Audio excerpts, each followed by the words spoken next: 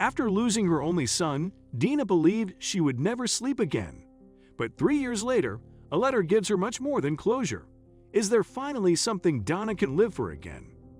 In the towering upscale apartment building, the light behind every window would go off by midnight, except for Dina's.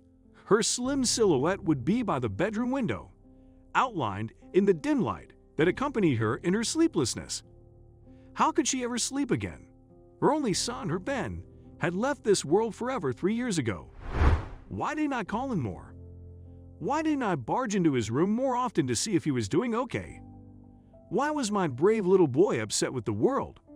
What broke his heart so brutally that he lost all hope?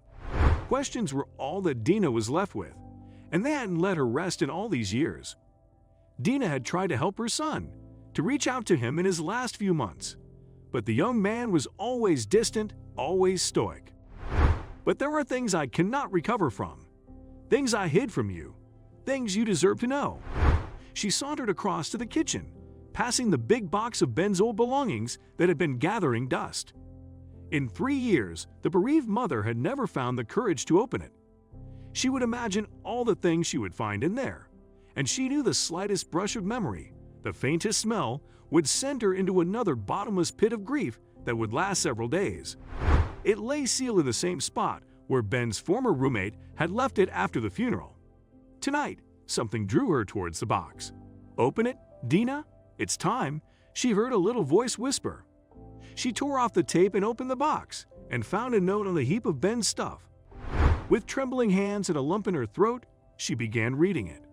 "Dear Mom, there's no way I can hug you, wipe your tears, and grab your hands as I say this, but I want you to listen. I want you to know I love you. You were the one light in my life that never went out. We had our fights, but you never walked out on me. I did. You didn't agree with me on many things, but you stood by me. I didn't. Even after I deserted you and insulted you in ways that have haunted me since you still reached out, I didn't. And so I want you to know that you are not to blame for any of the miseries I've lived through. This weakened man that I've become is not your fault, Mom. You raised me to be strong, to be kind, to always look on the bright side. But there are things I cannot recover from. Things I hid from you. Things you deserve to know." Dina covered her mouth in shock, wondering what deeper secrets were about to be revealed. "I never told you this, Ma, but I married a beautiful woman 7 years ago. I met her shortly after I moved away from home, and it was like love at first sight. I thought you would never approve of a girl like her, so while you were working hard to send me money for my Ivy College education, I was using it to start a new life with my Charlene. She was everything I ever wanted, nah. And when we learned that she was pregnant, I was over the moon. It was like this completely unknown side of me had woken up. I was working 2 jobs, attending prenatal classes, and taking care of Charlene through her harrowing pregnancy. The day she was in labor, I had my phone in my hand, and I had dialed your number. Just as I was about to press the call button, a doctor walked up to me with a grave expression on his face. My Charlene, my world, my light, had died during childbirth. I was left with a broken heart and a newborn baby in my hands, crying for his mother.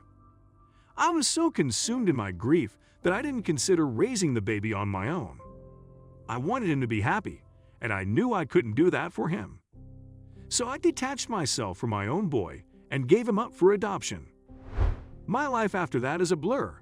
The only feelings I remember are grief over my Charlene, guilt over deserting you, and the longing to see my son. But I never found the courage to visit him. Maybe you will." Dina could feel her pulse quicken as she read the next sentence. "His name is Mike, and he lives at the group home on Nichols Street. If you do meet him, and when you tell him about me, tell him I tried. Tell him I loved him from the moment I saw him. But I was too heartbroken to feel like I deserved him. Just like I feel too small to deserve an incredible mother like you. If you can find it in your heart to forgive your foolish son, I know my soul will be blessed. I wish I could hug you and tell you that I'm all right, but I'm too tired to lie. I love you, Mom. I always will, no matter where I am."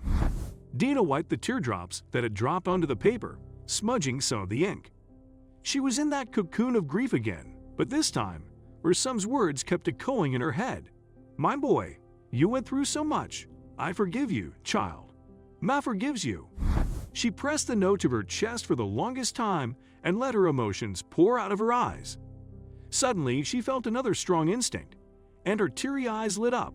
Her son was gone, but he had left someone for her to connect with. "Mike, is that you?" Dina found herself face to face with her grandson at the group home the next day. The boy sat in a corner, drawing circles with his fingers in the mud. One look at his eyes and goofy smile, and Dina knew it was him. "My goodness, you look just like." Dina paused, trying to hold back her tears. "Like whom?" Mike's eyes got bigger with curiosity as he asked Dina. "Your father," Dina blurted, hugging her 3-year-old grandson for the very first time. Mike was too young to understand most of the story Dina was telling him, but he jumped at the chance to call her Grandma. Dina's heart ached that her own grandson had spent the first 3 years of his life living like an abandoned child.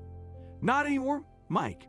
You have a family now, and a big, beautiful room that once belonged to your papa," Dina told the boy, who had the same boyish happiness on his face that her beloved son once had.